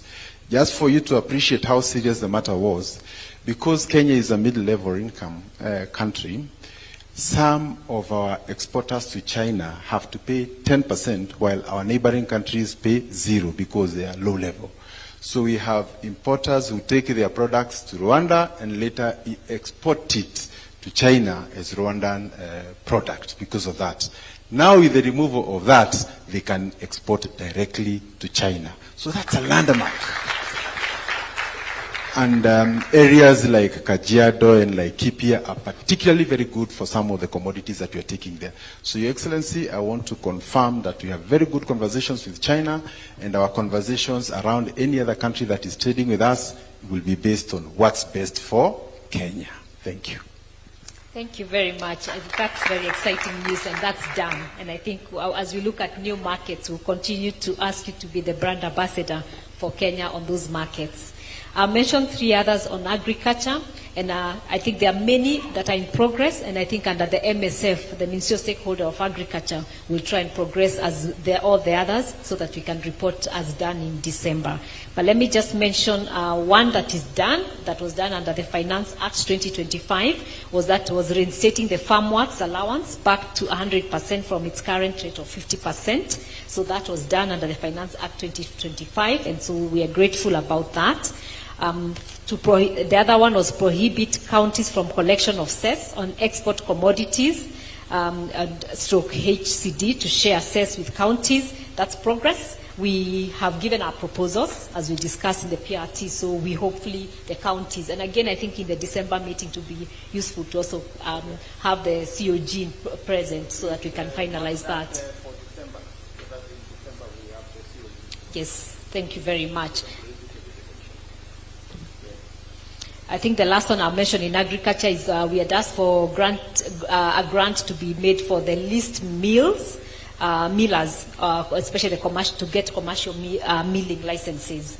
And we have discussions right now regarding the incentives the millers are looking for enhancing value addition, and especially on the coffee processing as we move to the other sectors. So, because most millers were saying that they are, at this point we had talked about coffee. Yeah, so the millers wanted commercial milling licenses. So the discussions are ongoing with the millers in coffee and the ministry to make sure to see what is needed for them to get the commercial licenses they're asking for. So we'll be able to report that. So a lot of the things that are in progress in agriculture, I think we'll report in December. So what we'll take advantage of is the Ministerial Stakeholder Forum with the Ministry of Agriculture and see how we can progress many of these things. So that's the work, Your Excellency. You gave John Mwendo and I from Ken Invest to follow up on progress of all the different areas we discussed the last 4 meetings. And as you can see, there's nothing that is not progressing or not done, which is very commendable to government and also working with the private sector where private sector needed to come in. So thank you very much on the progress report. So if you'll allow me, I'll move to trade, but maybe you wanted to say something. Ask Mwenda to speak to some of the progress that we have made. Do you have any specific areas where you want to highlight on in line with what Caro has said? Thank you, Your Excellency. We don't have anything much because we funnel all the issues that private sector come through with KEPSA. I think the direction you have given that the ministerial stakeholder forums hasten the conversations with the ministry, we possibly will come with better outcomes in December. That's all, Your Excellency. Thank you, Excellency. Have you taken note of all the areas that I mentioned here? Yes, I was taking note, Your Excellency. So that we can have a report in December. Yes, sir. And we begin working on them as of immediate. Yes, Your Excellency. Yeah. Thank you. Thank you, Excellency. That is on the progress report. As I said, I think 70% is done and what is in progress. And the few that didn't have progress, you've given direction, so we'll be able to give progress. In the interest of time, we were to look at trade, but we'll look at it very briefly because some of the things that needed to be looked at are in the progress report.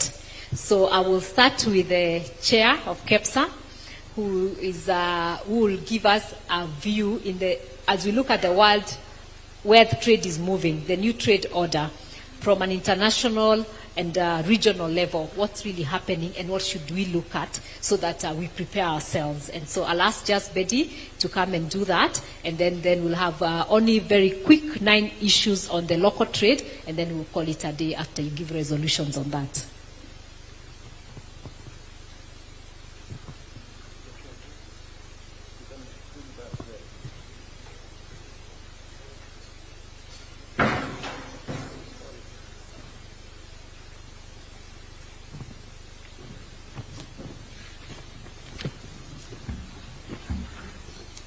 Thank you, Your Excellency.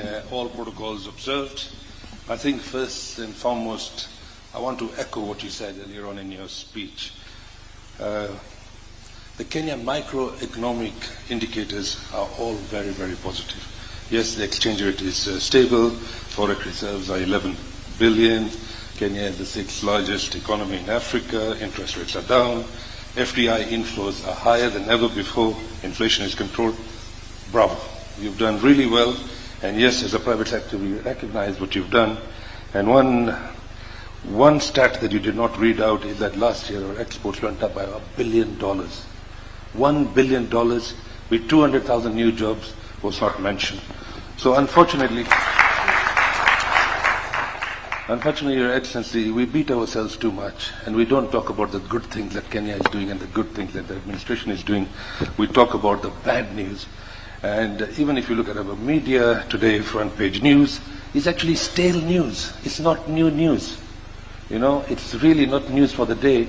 And it talks about all sorts of things. And I think the private sector, where our media council is our members, they need to start looking at the information that comes out on front page. Is it really valid in August the 6th? And that was the news of 4th of May. 2 months have gone by. And that was a reaction to a trip that you made, which we just discussed a few minutes ago. So really, it also is an issue that we need to sensitize ourselves and come up with the right news. So looking at the macroeconomic dynamics, everything is perfect in Kenya right now as we speak as a private sector. But I think one big disconnect and the only negativity is that macroeconomic indicators are not translating to the microeconomic indicators. And I think that's the next phase. How do we translate that goodness from the macro picture to the micro picture What do we do different? Because we have a bulging youth, and we have a youth problem, we have an unemployment problem, and that unemployment problem is creating unrest, is creating social peace disruptions, and so on and so forth. So we need to look at all that, because I think that's really the only agenda that we should be talking about, jobs, jobs, and jobs. Because if we can address the jobs agenda, we'll address the bulging youth agenda, and I think that can bring us a lot of social peace. So if you move forward from Kenya, and let's look at the region, and let's look at East African community, we are 310 million people, $330 billion economy, we are 8 countries. We are continuing to see, after 25 years of being in the East African community, we are seeing a discontent within the member states. We saw what happened to Tanzania last week and what they talked about, what business can be done, and yet it's totally against the ESC protocol, where goods and services and people movement is free. And as the chair of the East African community, which you are this year, I think you probably need to address that maybe in the forthcoming East African Business Council Trade and Investment Forum in October, that we can't have 2 sets of rules. You can't have a rule book for Kenya and a rule book for Tanzania and for Uganda. And I was really shocked yesterday when I looked at the latest tariff book stay of application that came out of Arusha. Uganda has 132 pages, common external tariff distortion out of 520-page book. Tanzania had 79 pages. Kenya had 32 pages. So Kenya is largely playing by the books. Nobody's a saint. But we are only reacting to people who are trying to distort trade in the region. And I think that's something you need to pick it up in your chairmanship of the ESC, that we need to really look at it differently, and we need to start looking at a broader picture. The TFTA, huge opportunity. COMESA, ESC, SADC, 660 million people, and of course the Continental Free Trade Agreement, which is $1.5 billion and $3.5 trillion economy. So we see opportunities in the continent, we see opportunities in the region. But yes, the global dynamics have changed forever. In the last 6 months, we've seen the geopolitics take the order of the day. The world trade order has changed. And with that new order, I think protectionism is on the rise. Multilateral rules-based trading system is being questioned. A lot of bilateralism is kicking in. A lot about transactional trade agreements is what is kicking in. So there's a new trade norm that we need to be worried about. And yes, in the next 55 days from today, we will lose the AGOA legislation. The AGOA legislation will expire on the 30th of September 2025. What is the impact of that on Kenya? That's one of the largest exports for us to the U.S. Apparel alone is $600 million. 66,000 people are in that job space. The good news is that I have just recently visited the Athi River zone, and I've never seen a bigger building site in my life. Everywhere there's a new factory coming up. But they're all coming up with the premise that AGOA will get extended, because AGOA is zero rated, and plus the tariff that has been put on us by the US is 10% tariff, so it's 0 plus 10. But if AGOA expires, it'll be MFN plus 10. And if you look at Vietnam, they're on MFN plus 20, Indonesia MFN plus 19, Bangladesh at 20. So our competing countries is where we need to be worried about. I don't think it's the US tariff much more. More worry should be laid on what is going to happen to us. Our competitive and comparative advantage right now is brilliant, but it might diminish very quickly, because 9% advantage over Vietnam is not good enough. We as Kenya have done really well. I mean, Hayden did it, ease of doing business. We were at 134. In 3-4 years, we came down to 56. Brilliant. I think we need to work on the cost of doing business, so that even if our differential duty is reduced to 10%, we still are competitive. And I think the extra cost of doing business in Kenya is about 15%. So we need to start looking at all that and see how can we work on that one agenda, competitiveness. As KEPSA, we have looked at the drivers of competitiveness, and I think by and large 60% is okay, which is the bill of materials we are all buying at global prices. But what is not okay is the other 4 drivers of competitiveness, which I know we're working on, which is finance, utilities, we talked about it today, logistics, and of course our labor laws need a total overhaul, which is also part of our discussion we need to have, that how do we move away to unit cost of production as opposed to minimum wage. So a lot of good things happening, a lot of work in progress, but the global dynamics are changing very rapidly, and I think I'm happy that we are looking at alternative markets because we need to survive as a country, and we get punished just because we are developing country as opposed to least developed countries in the region. So I just want to pause there. We have very limited time, but I just wanted to highlight that there is a situation that is unfolding in front of us, which I'm sure you can pick it up bilaterally in the next few weeks and when you're in New York at the UN General Assembly, because 176 executive orders have been signed in the US. I think one more is not a problem for President Trump. Thank you very much.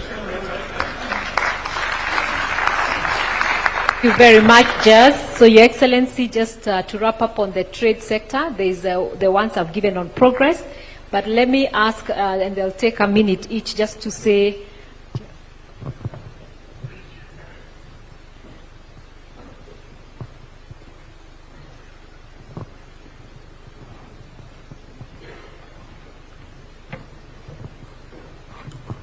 we'll take a commercial break. You can stand and relax a bit.